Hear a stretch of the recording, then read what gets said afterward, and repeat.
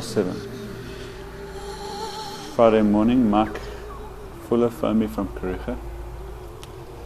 A year ago I had a call from Mike Fuller telling me that his rhino had been poached. This time when he told me that they'd had more poached rhino, I immediately, for 2 or 3 seconds, I didn't think it was actually real.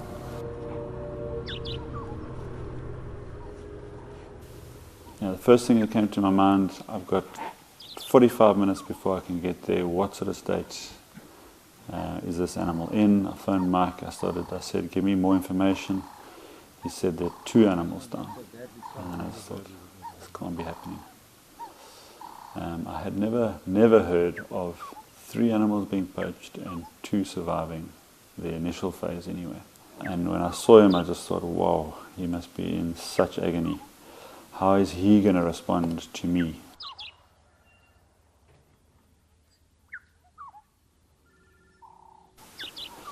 And then as we approached him, he tried to stand up, and that's when I really thought, oh, we're going to struggle with this one.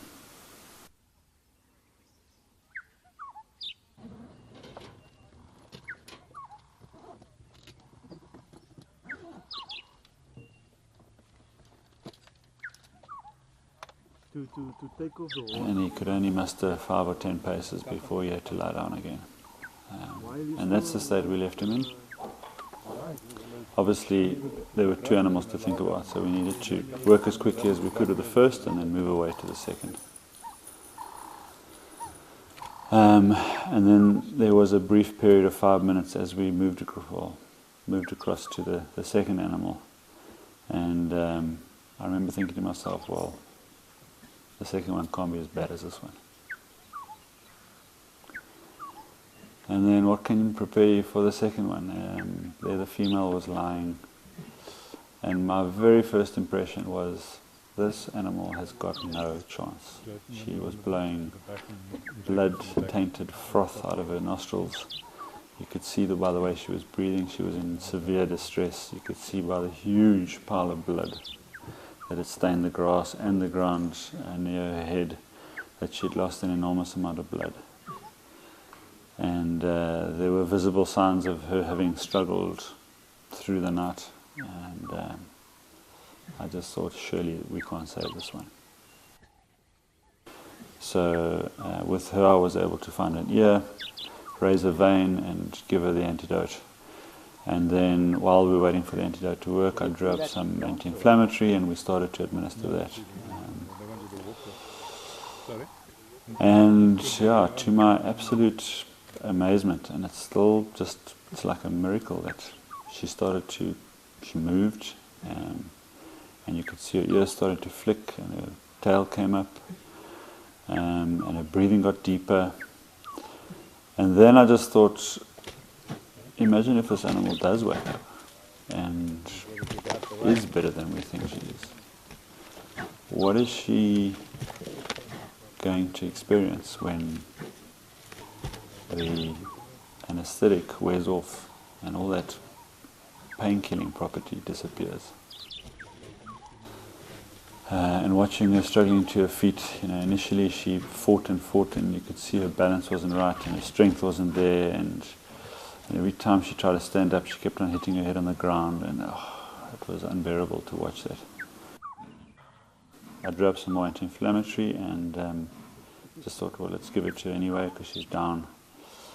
And while I was administering the second load of anti-inflammatory, she started to struggle again.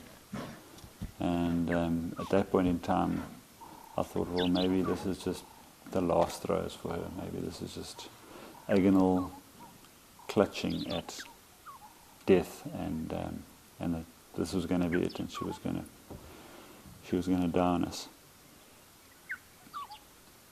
But once again, to my utter amazement, she stumbled to her feet. This time she actually managed to get up, and she stumbled away down the hill, and she started to turn, and as she came back into our vision again, we could see the full extent of her injuries from the front. yeah, and the amazement of her waking up, and then suddenly the reminder that now we've actually got something that is alive, is conscious of all she's going through. She's now mobile, and we can't get back to her because she's been reversed. And looking at pieces of flesh hanging from her face and blood running, I just thought, oh man, have we really even done the right thing here by waking her up and putting her through the sort of hope of survival, and yet there's just such a long way to go. I think we just need to put a ranger on this guy if you don't mind, to watch him. And we watched her for a few minutes, and yet again she just seemed to gain in strength, and initially she was very wobbly on her feet and stumbling. She started walking with a bit more surety, and she walked a little while and then she lay under the tree. That's where we left her.